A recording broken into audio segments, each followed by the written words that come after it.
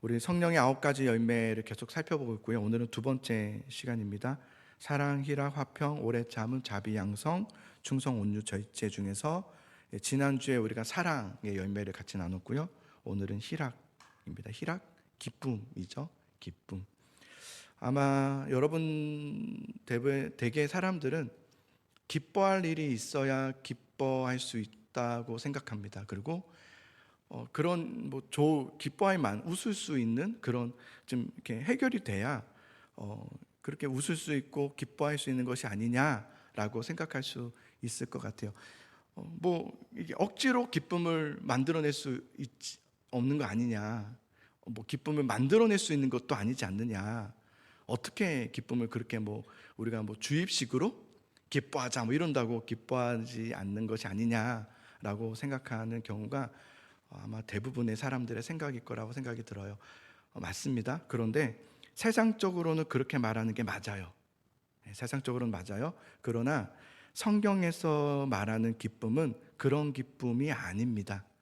그러니까 외적으로 기쁜 일이 환경이 주어졌을 때 그때 기뻐하는 기쁨을 성경에서는 말하는 기쁨이 아니겠죠.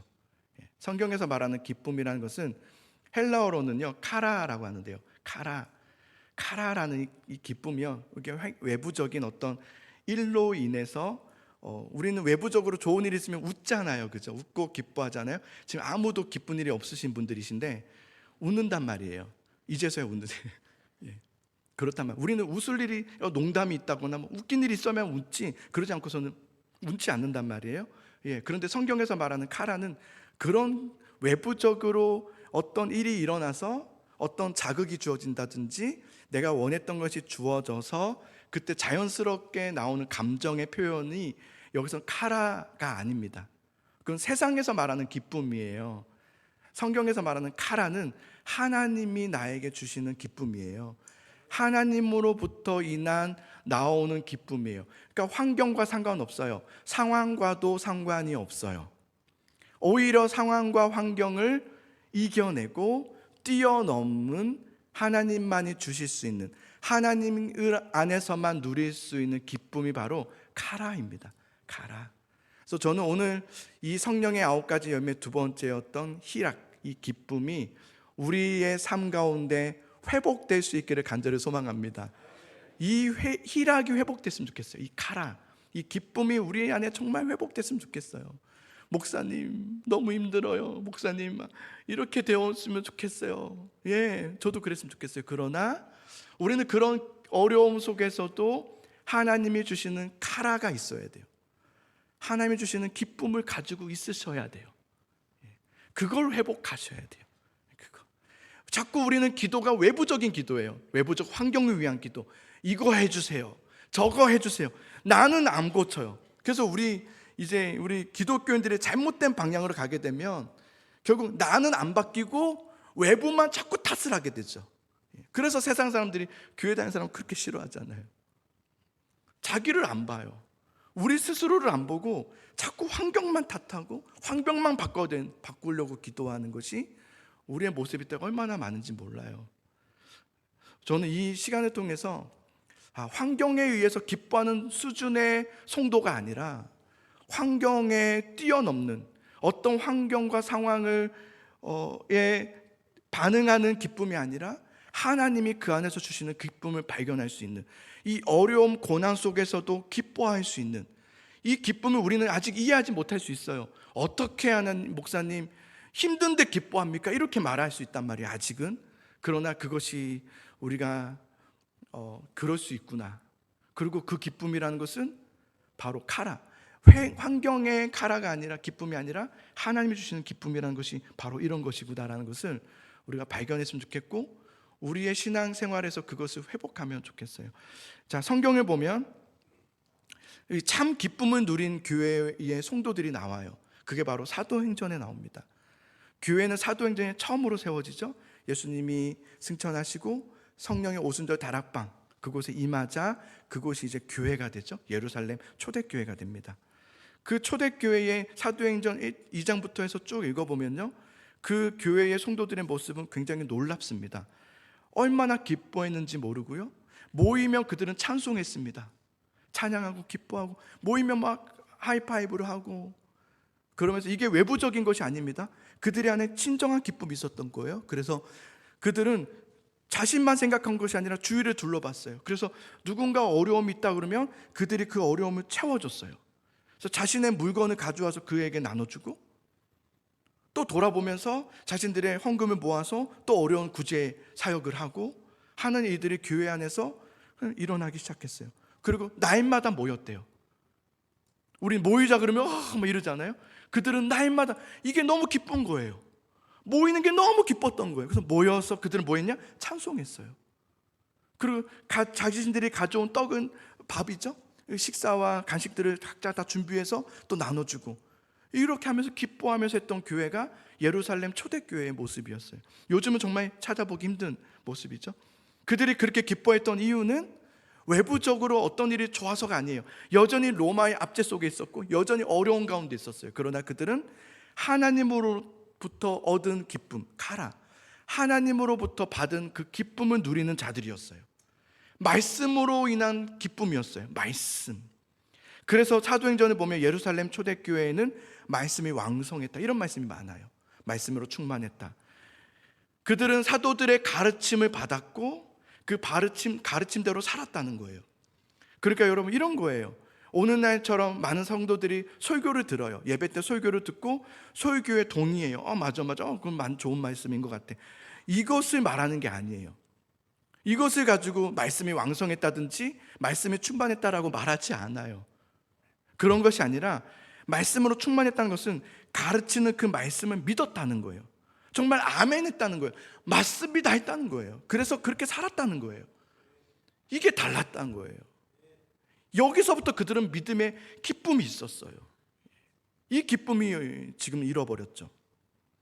예루살렘 초대교회는 그렇게 하면서 사도행전 6장으로 가서는 집사 7명을 세웁니다. 그전에는 아무도 없었어요. 사도들밖에 없었어요. 집사 7명을 세우는데 집사라는 단어가요 이런 뜻이에요. 시중 드는 자 이런 뜻이에요. 집사. 집사님들 많으신데요. 그럴 줄 알았으면 내가 집사 안 했는데요. 그죠? 하인 이런 뜻이에요. 디아코노스. 하인, 시중 드는 자. 7 집사는 세워져서 하나님을 시중 드는 자들이었어요. 하나님의 말씀을 전하는 자들이었어요. 그의 말씀에 반응하며 그 말씀의 하인으로서 섬기는 자들이었어요. 그러나 얘기하자면 사실은 초대교회, 예루살렘 초대교회는 7 집사들만 주님의 디아코노스로서 주님의 하인으로 있었던 것이 아니라 사실은 이미 온 성도들이 주님의 디아코노스였어요. 이미 성도들은 이미 주님 앞에 하인으로서 살고 있었어요. 말씀 앞에 엎드렸어요. 주님 말씀하시면 무릎 꿇었어요. 그들은 말씀에 가르친 대로 살았어요. 이미 7 집사 외에 이미 성도들은 이미 하나님의 디아코노스였어요. 말씀 앞에 엎드리는 시종드는 자들이었어요. 모두가 말씀에 충성된 자들이었어요. 그래서 그 예루살렘 초대교회는 말씀이 왕성했더라가 이해가 돼요. 그렇죠? 그들은 달랐어요. 그 교회는 정말 말씀으로 충만했어요. 사도행전 6장 7절과 8절을 한번 같이 읽어봅시다. 시작. 하나님의 말씀이 점점 왕성하여 예루살렘에 있는 제자의 수가 더 심히 많아지고 허다한 제사장의 무리도 이 도에 복종하니라. 스데반이 은혜와 권능이 충만하여 큰 기사와 표적을 민간에 행하니. 7 집사가 세워지자 더욱더 이 7절의 말씀이요 7 집사를 세우고 나서의 바로 그 다음 절 말씀이거든요. 7 집사님들이 세워지고 나자 이 교회에는 더욱더 말씀이 왕성해지기 시작했어요. 7 집사들은 구제 일만 맡은 것이 아니라 말씀을 전하는 일도 했어요. 사도들만이 아니라 집사님들도 말씀을 가르치고 말씀을 전하는 일을 했어요. 그러자 제자의 수는 더욱더 많아졌고 더욱더 말씀이 충만해지기 시작했어요. 하나님의 역사가 일어났죠. 그리고 그 중에 7 집사 중에 가장 으뜸이었던 스데반 집사님이 그에 대해서는 은혜와 권능이 충만하였다. 그리고 큰 기사와 표적을 사람들에게 행하였다. 그러니 더욱더 말씀은 더욱더 퍼져나가기 시작했고 부흥의 역사는 일어나기 시작했죠. 자, 그런데 이렇게 교회가 충만하고 말씀으로 왕성하고 성령 안에서 하나님 인도하심을 받을 그때에 굉장히 큰 어려움을 겪게 됩니다. 그 어려움이 바로 스데반 집사의 순교였습니다. 갑작스러운 일이었습니다. 유대인 지도자들이 복음을 전하는 스데반을 고발하였습니다. 그것도 예수님께도 그렇게 했던 것처럼 똑같은 방법으로 사람들을 매수하여 거짓으로 고발하게 하여서 사내들인 공회 법정에 세우게 한 겁니다. 사내들인 공회라는 것은 유대교회 최고 의사결정기구입니다. 예수님을 십자가에 못 박아 죽이자고 했던 그 기구가 바로 이 사내들인 공회입니다. 이 유대인 최고 기구였던 사내들인 공회 법정에 이 스데반이 세워지게 된 거예요. 그러나 스데반은 재판 자리에서도 물러서지 않고 오직 구원은 예수 그리스도밖에 없다, 이걸 전합니다. 하나님께 돌아오라, 이 말씀만 전합니다.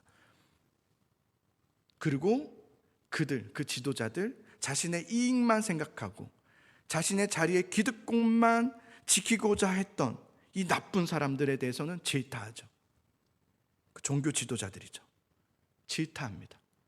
그러자 7장 54절을 보면 그들이 이 말을 듣고 마음에 찔려 그를 향하여 이를 갈거늘, 이를 갈았다 그랬습니다.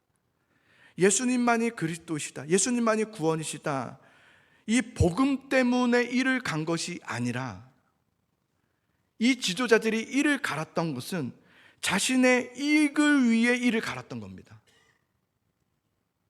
자신의 자리를 위협하는 자신의 기득권을 지키고자 이를 갈았던 거죠. 이를 갈았던 것은 죽여야 되겠다 했다는 겁니다. 스데반을 죽이고자 했다는 거죠. 그들은 처음부터 예수님의 복음에 대해서는 관심이 없었습니다. 그들의 온전한 관심은 자신들의 위치와 자리였습니다. 그래서 그것을 지키기 위해서, 자신들의 위치를 지키기 위해 스데반을 재판에 넘겨 죽이는 것에만 관심을 가졌던 그들이죠. 그렇게 스데반은 순교를 당하게 됩니다. 예루살렘 교회 성도들에게는 이 사실이 굉장히 큰 충격이었습니다. 그 더 큰 충격은 이 스데반 집사의 순교가 끝이 아니라 그 스데반 집사의 순교를 시작으로 예루살렘 교회를 향한 박해가 시작됩니다. 너무 힘든 박해가 시작되죠. 자, 1절을 읽어보겠습니다.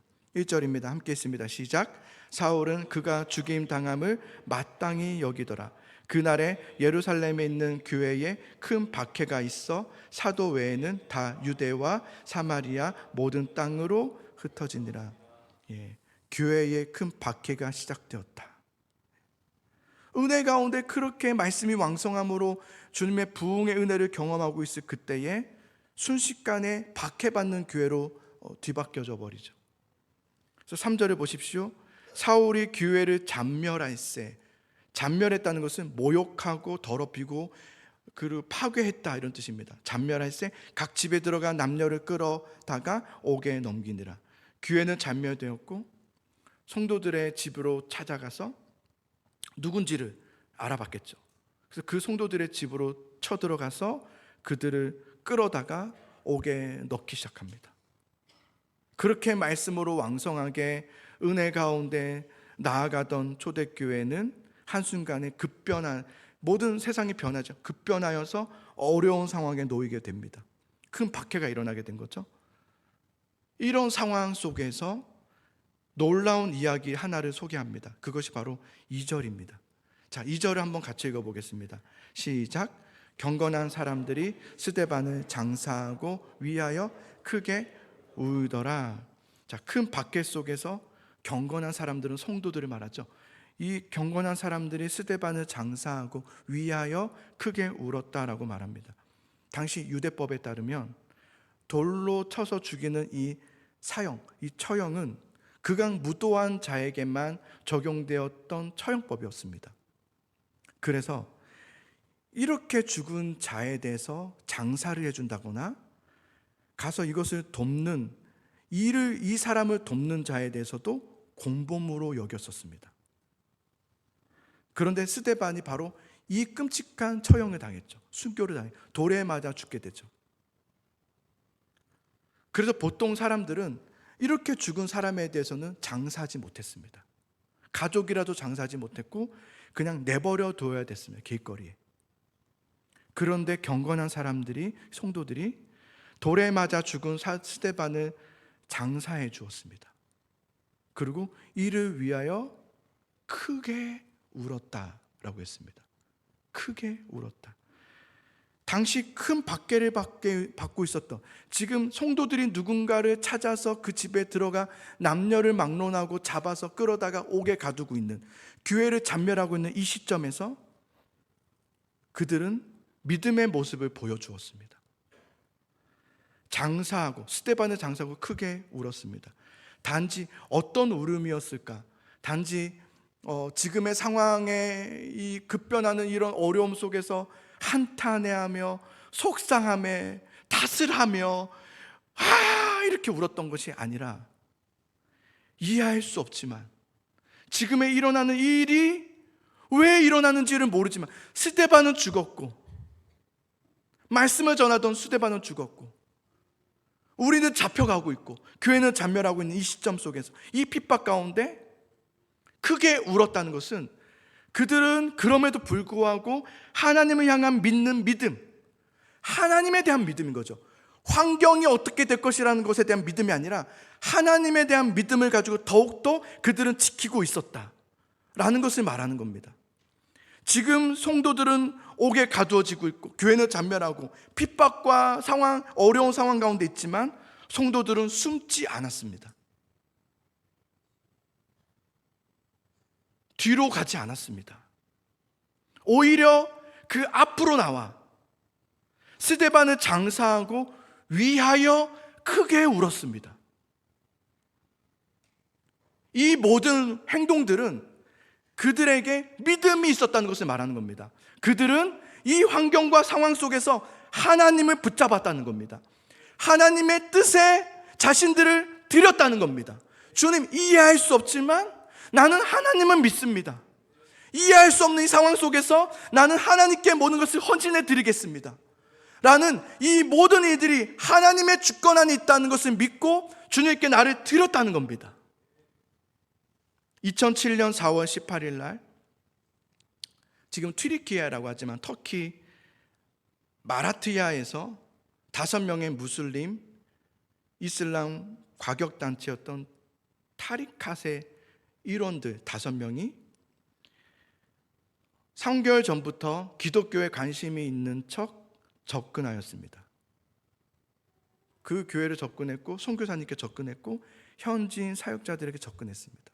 이 5명들은 그들과 3개월간 만남을 가졌습니다. 그러면서 이 날을 계획했습니다. 사건 당일 이들은 계획대로 선교사님과 현지인 사역자 2명을 칼로 위협하여 손발을 묶고 3시간 동안 심한 고문을 했습니다. 그리고 신앙을 부인하도록 강요했습니다. 제가 자세하게 말씀드리기는 너무 끔찍하고 그래서 다 설명은 못 드리겠습니다. 네자틴이라는 현지인 사역자, 그 독일 선교사 테임만, 그리고 우루라고 하는 현지인 사역자, 그들은 수차례 난도질을 당했고 그 횟수를 셀 수 없다고 했습니다. 네자티라는 현지인 사역자는 늘 이렇게 말했다고 합니다.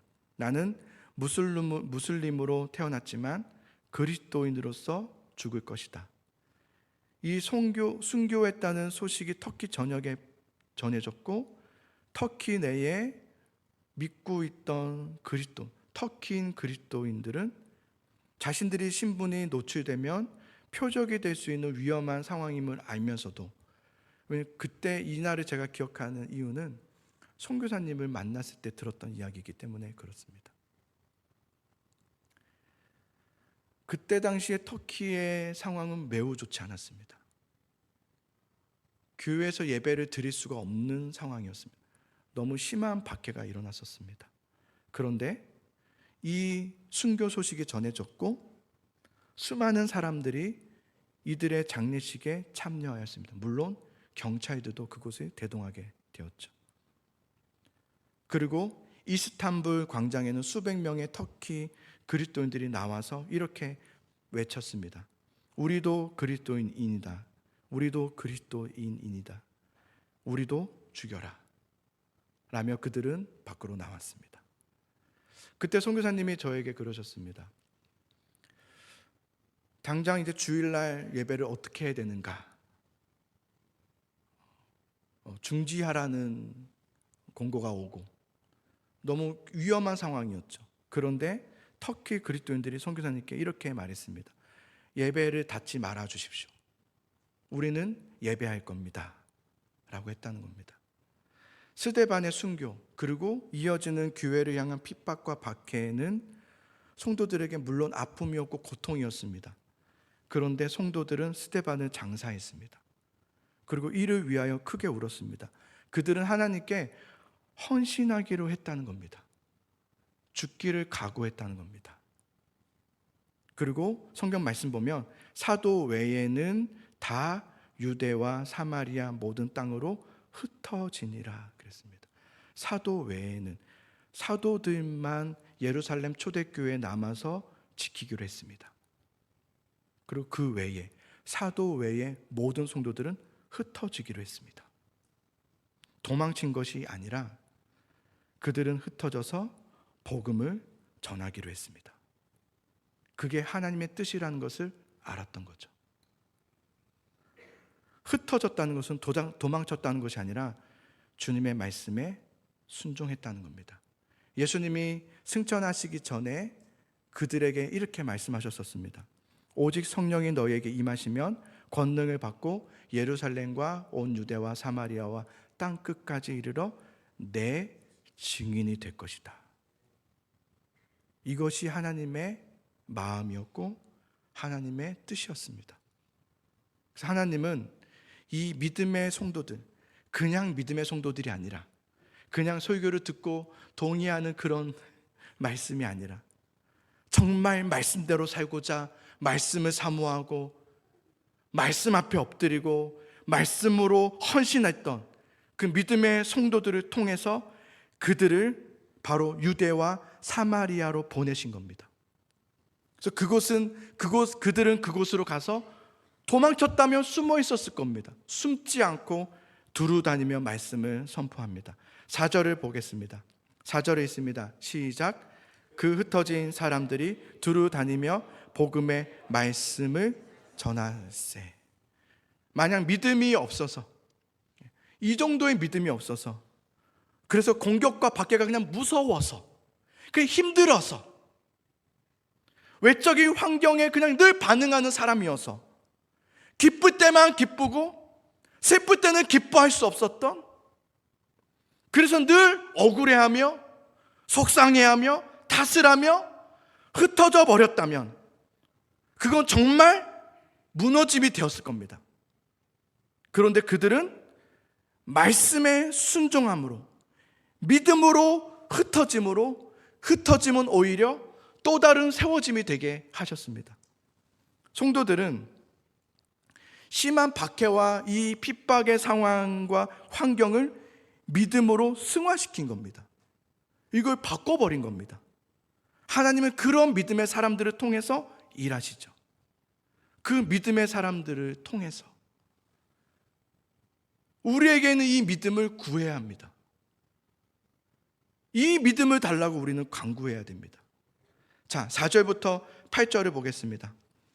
같이 한번 읽어봅시다. 시작. 그 흩어진 사람들이 두루 다니며 복음의 말씀을 전할세 빌립이 사마리아 성에 내려가 그리스도를 백성에게 전파하니 무리가 빌립의 말도 듣고 행하는 표적도 보고 한 마음으로 그가 하는 말을 따르더라. 많은 사람에게 붙었던 더러운 귀신들이 크게 소리를 지르며 나가고 또 많은 중풍병자와 못 걷는 사람이 나으니 그 성에 큰 기쁨이 있더라. 아멘. 흩어진 사람들, 성도들은 두루 다니며 복음을 전하기 시작하죠. 그리고 그 중에 7 집사 중에 이제 두 번째 집사, 빌립 집사, 이는 어디로 가냐면 사마리아로 갑니다. 사마리아로 가서 복음을 전하고 세례를 베풀어 주기 시작하죠. 저는 이 대목이 참 놀랍다 생각이 들었습니다. 왜냐하면 빌립 집사가 사마리아로 갔다, 그리고 사마리아로 가서 그들에게 복음을 전했다. 이건 매우 중요한 대목입니다. 사마리아라는 곳은 북이스라엘의 수도입니다. BC 722년에 북이스라엘은 아수르에 의해서 무너졌습니다. 북이스라엘은 무너지기 전부터 이미 하나님을 떠난 민족들이었습니다. 그들은 금송아지를 하나님으로 하고 외쳤던 자들입니다. 그들은 하나님을 믿는다고 했지만 사실은 금송아지를 믿었던 사람들입니다. 그들은 살아계신 하나님을 믿었던 사람들이 아니라 자신들이 만든 하나님을 믿고 있었습니다. 그 하나님은 가짜 하나님이었습니다. 그 하나님은 나에게 응답할 수 없는 하나님이었습니다. 내가 만든 우상의 하나님이었기 때문이죠. 하나님은 북이스라엘에 수많은 선지자를 보내서 돌아오라고 말씀하셨습니다.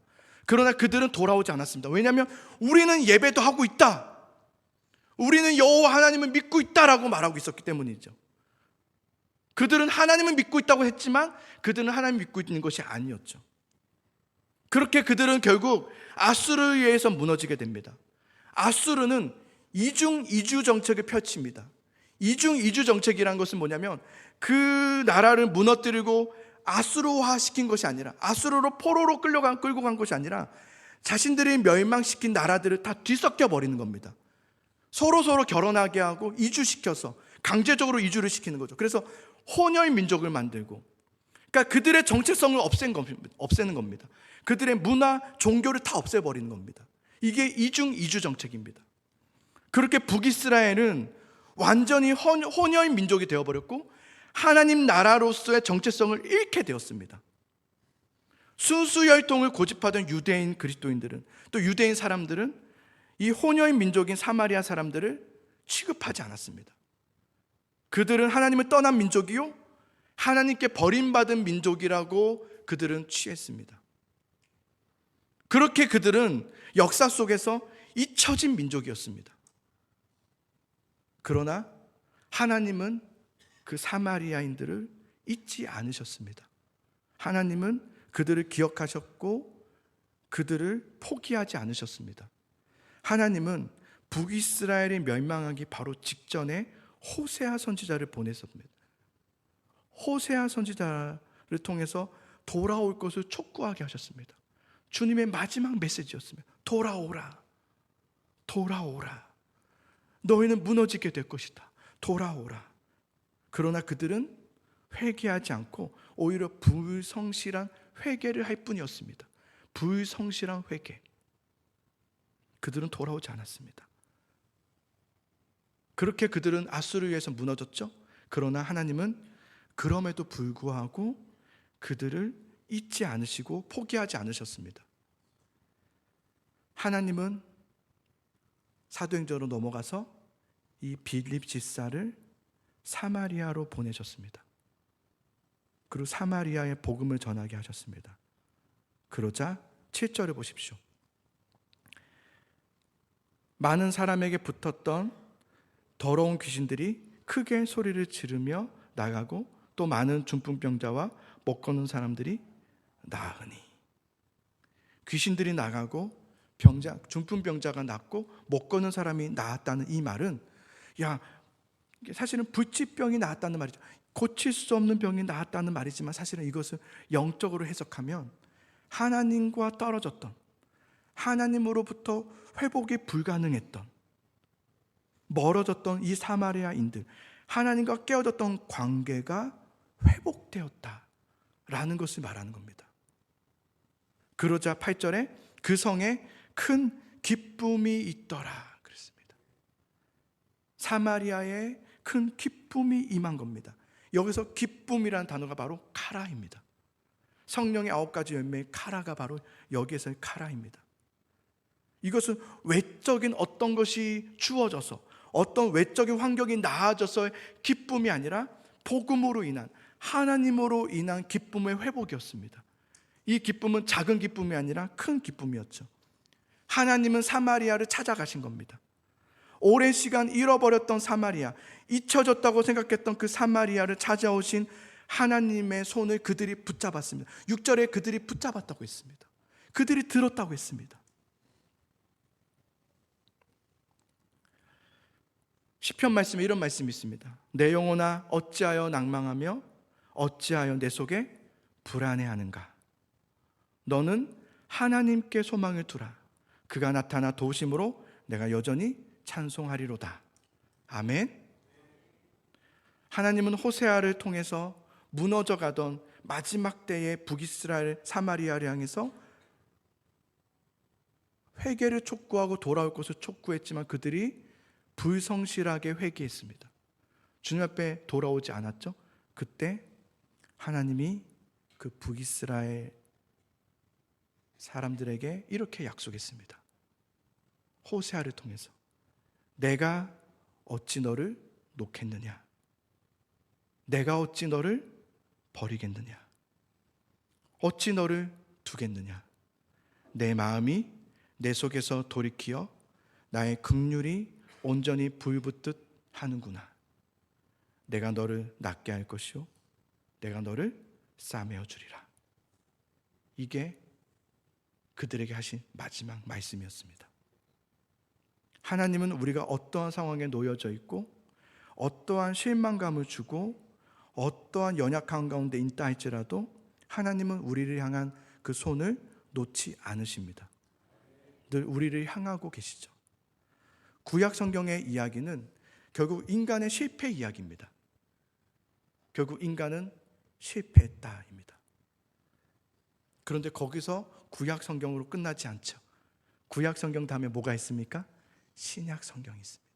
신약 성경은 실패한 우리들을 찾아오신 하나님에 대한 이야기입니다.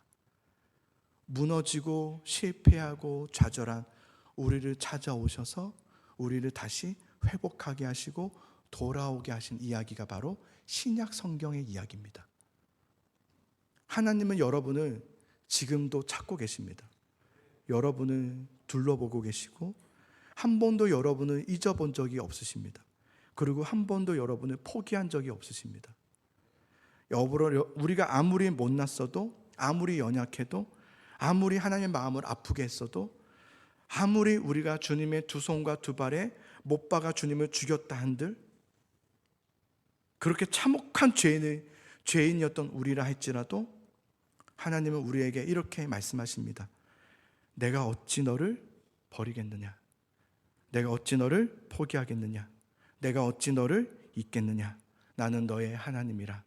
내가 너를 낳았노라. 너는 내 아들이라. 라며 끝까지 우리를 붙드시는 그분이 바로 우리의 하나님이십니다.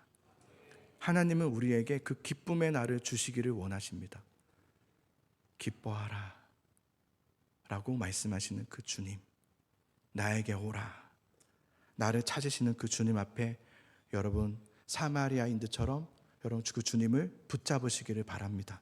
그리고 주님께 나오십시오. 우리 함께 이 찬양을 부르고 함께 고백하는 시간 갖기 원합니다.